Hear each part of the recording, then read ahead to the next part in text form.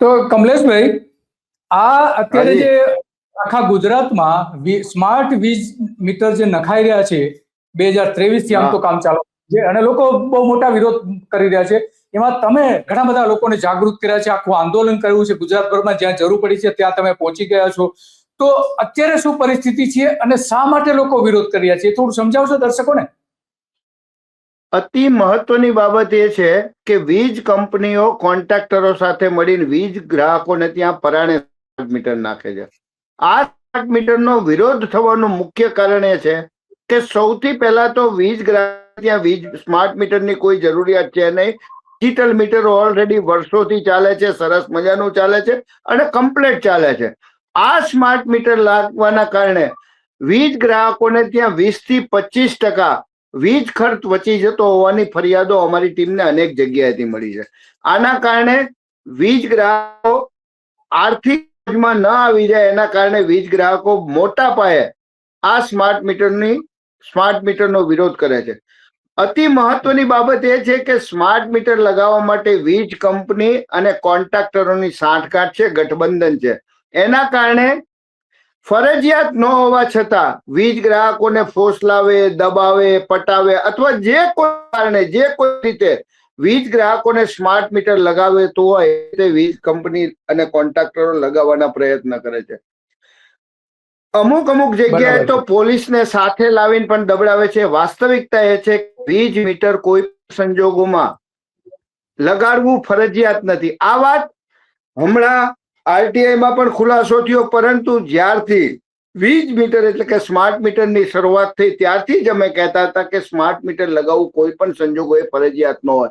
ત્યારે વીજ કંપનીઓ વાળા કહેતા હતા કે સ્માર્ટ મીટર લગાવવું ફરજિયાત છે. અમે એમને કહેતા હતા. કમલેશભાઈ જે વાત કરી રહ્યા છે આરટીઆઈ ની, તો આરટીઆઈ આપણે આ જે જવાબ આપેલો છે એનો, એ આરટીઆઈ ત્યાંના પોરબંદર નજીક રાણાઓ છે, ત્યાંના જે ડોડિયા જે છે એડવોકેટ, એમણે આરટીઆઈ કરી હતી. એ આરટીઆઈ ના જે જવાબ આપેલો છે આખો જોઈએ.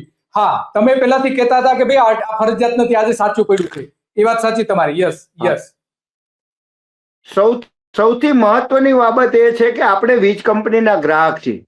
ગ્રાહક સુરક્ષા એક્ટ મુજબ કોઈ પણ સપ્લાયર ગ્રાહકને કોઈ પણ વસ્તુ અથવા કોઈ પણ સેવા પરાણે ન આપી શકે. આ બહુ બંધારણીય અધિકાર છે, ગ્રાહકનો બંધારણીય અધિકાર છે. એટલે આપણે પહેલેથી કહેતા હતા કે સુપ્રીમ કોર્ટ હોય, હાઈકોર્ટ હોય, કેન્દ્ર સરકાર હોય, રાજ્ય સરકાર હોય, કાયદાની ઉપર અને બંધારણની ઉપર જે કોઈ પણ જાતનો ઠરાવ કે પરિપત્ર જાહેર ન કરે એવી અમને પૂરો વિશ્વાસ હતો. અને અમે પહેલેથી જ કહેતા હતા કે કોઈ પણ સંજોગોએ સ્માર્ટ મીટર ફરજિયાત હોય નહીં. અમે લોકોને જાગૃત કર્યા, લોકોને મક્કમતાથી બોલતા ચાલુ કર્યા. એના કારણે વીજ કંપનીના જે ટાર્ગેટો હતા એ ટાર્ગેટો પૂરા નથી થતા. આના કારણે કોન્ટ્રાક્ટરો અને વીજ કંપનીના અધિકારીઓનું જે ગઠબંધન હતું એ તૂટવાના રહ્યું છે. કોન્ટ્રાક્ટરો વીજ કંપનીના ગ્રાહક અધિકારીઓને સ્માર્ટ મીટર લગાડી દેવા માટે દબાણ કરે છે. એટલે હવે વીજ કંપનીઓએ નવું તરકટ રચ્યું છે કે કોઈ માણસનો સર્વિસ વાયર તૂટી જાય,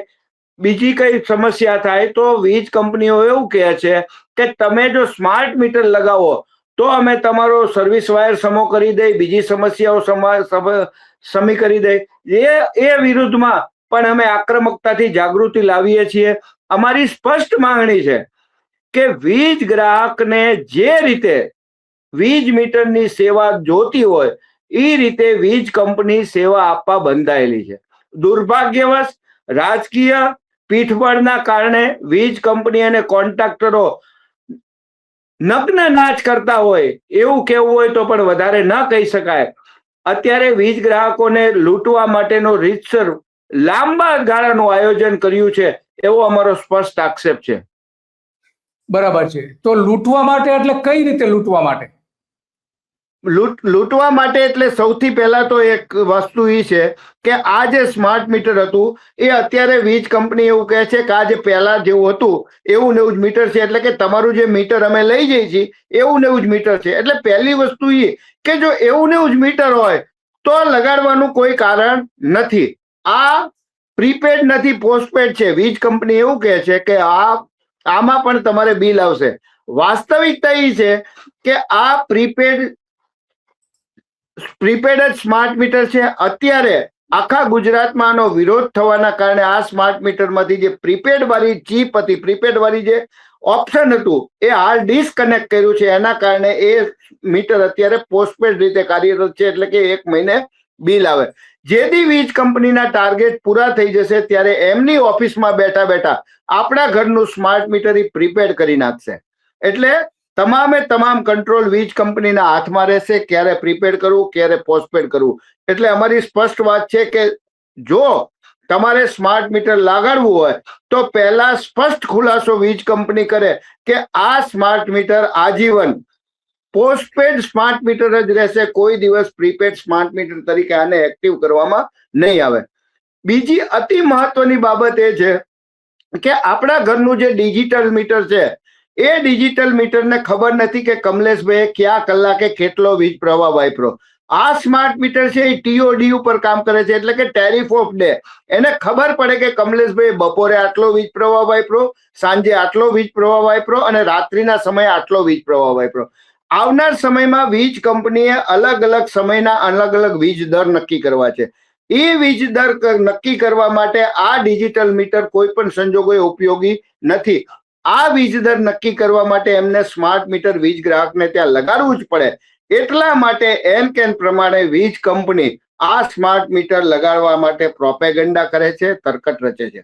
બીજી અતિ મહત્વની બાબત એ છે જે અમે ધારણા બાંધીએ છીએ કે આવનાર સમયમાં તમામે તમામ વીજ કંપનીનું પ્રાઇવેટાઇઝેશન કરવાનું છે અને પ્રાઇવેટ કંપની કે જેને વીજ કંપનીઓ આપી દેવી છે એ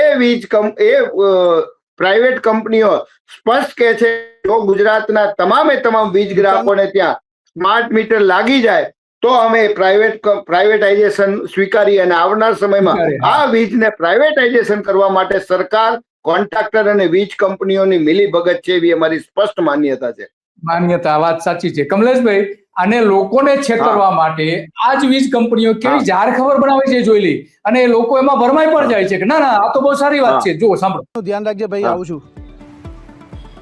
આટલા ઉતાવળે ક્યાં ચાલ્યા ભોળાભાઈ? ઇલેક્ટ્રિક બિલ ભરવા, પછી લાઈન વધી જાય છે. અરે ભોળાભાઈ, કયા જમાનામાં જીવો છો તમે? તમને ખબર છે આખા ભારતમાં લાગી રહ્યા છે સ્માર્ટ ચિપ અને પ્રીપેડ સર્વિસ સાથેના સ્માર્ટ મીટર. આ મીટર મોબાઈલ રિચાર્જ પદ્ધતિની જેમ કામ કરે છે. તમારે ત્યાં સ્માર્ટ મીટર લાગ્યા પછી મોબાઈલમાં UGVCL કન્ઝ્યુમર એપ ડાઉનલોડ કરવાની. આ એપથી મળે છે ઘરે બેઠા રિચાર્જ કરવાની સુવિધા. દર 30 મિનિટે તમારા વીજ વપરાશની અપડેટ અને કેટલું બેલેન્સ છે તેની માહિતી. ઉપરાંત પાવર જશે તો ફરિયાદ નહીં કરવી પડે, બિલ ભરવાની લાઈનમાંથી છુટકારો મળશે અને ખોટા રીડિંગથી ખોટા બિલ બનવાની સંભાવના નહીવત થઈ જશે. કારણ કે સ્માર્ટ મીટર ઉચ્ચ ગુણવત્તાસભર સરકાર માન્ય લેબોરેટરીમાં ટેસ્ટ કરીને જ ગ્રાહકને ત્યાં લગાડવામાં આવે છે. અરે વાહ, સ્માર્ટ મીટર અપનાવો, સ્માર્ટ થઈ જાઓ. સ્માર્ટ મીટર અપનાવો, સ્માર્ટ થઈ જાત. આ લોકોને તો ગેરમાર્ગે દોરી રહ્યા છે. શું કહો છો?